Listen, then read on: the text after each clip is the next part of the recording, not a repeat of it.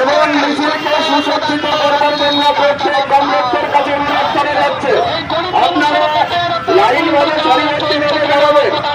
আমরা আমাদের মিছিলের যে কাজ সেই কাজ আমরা করে শুরু করব।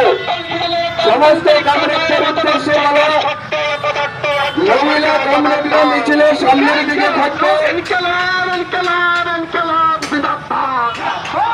আর যে সমস্ত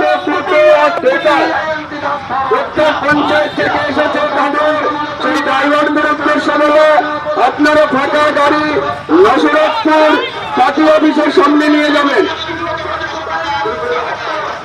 ইনকলাব জিন্দাবাদ।